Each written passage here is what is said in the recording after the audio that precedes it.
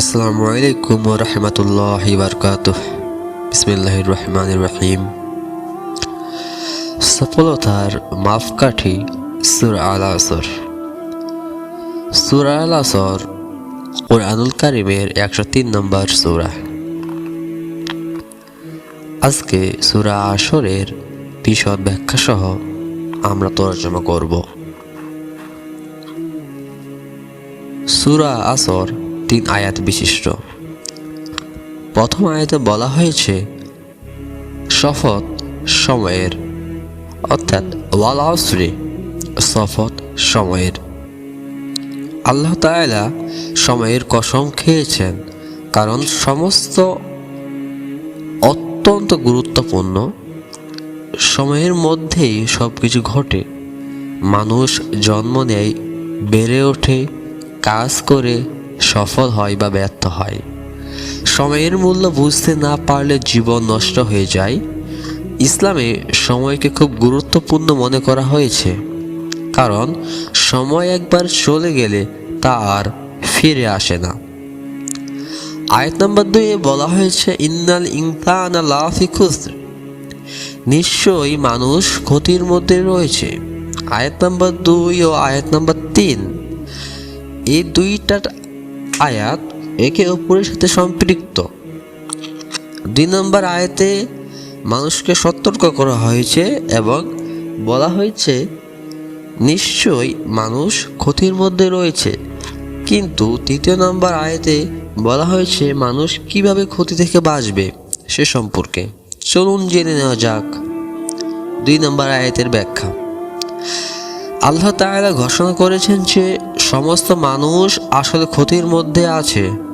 এই ক্ষতি হলো জীবন শেষ হয়ে যাওয়া, সময় অপচয় হওয়া, নৈতিক ও আত্মিকভাবে ধ্বংস হয়ে যাওয়া।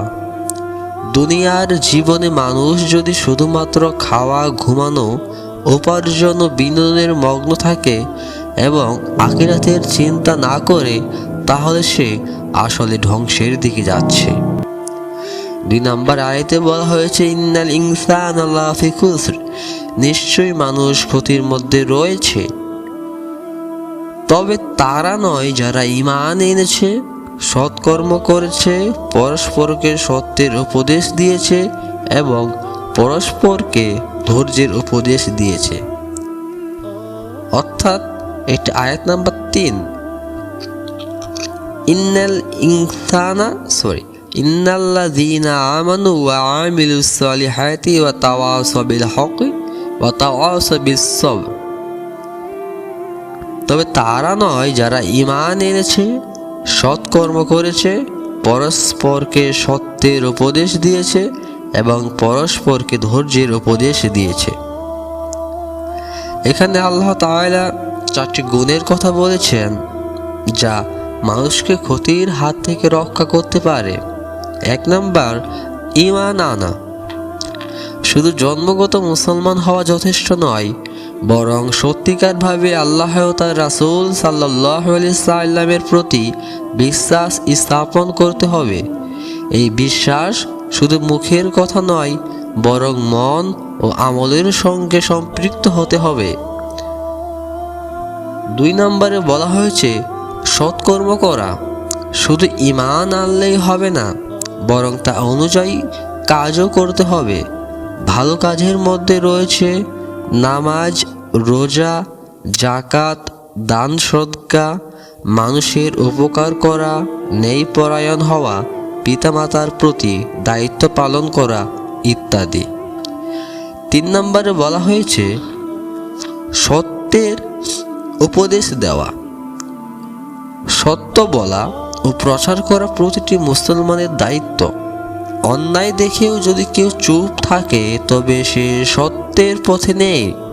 সমাজ যদি অন্যায়, অবিচার ছড়িয়ে পড়ে তাহলে সেটি ধ্বংসের দিকে যায়। তাই আল্লাহ আমাদের নির্দেশ দিয়েছেন সত্য প্রচার করতে।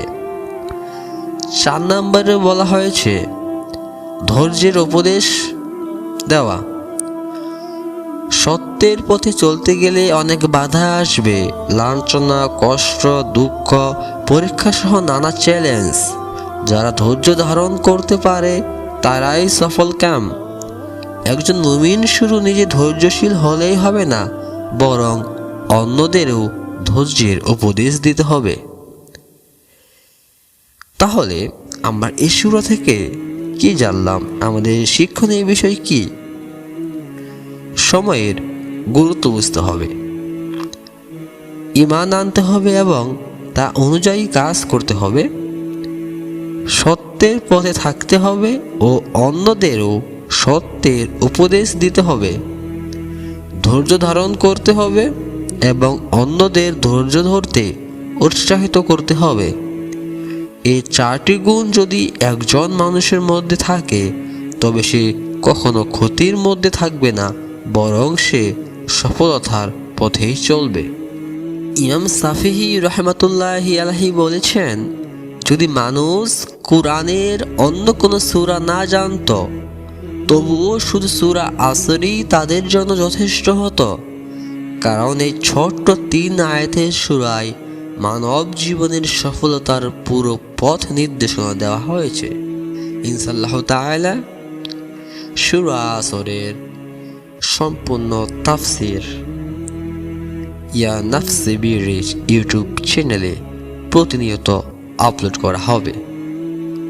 আজকের ভিডিও এই পর্যন্ত। অবশ্যই চ্যানেলটি সাবস্ক্রাইব করে রাখবেন। ধন্যবাদ। আল্লাহ হাফেজ ওয়া আকিদ দাওয়ানা আলহামদুলিল্লাহ।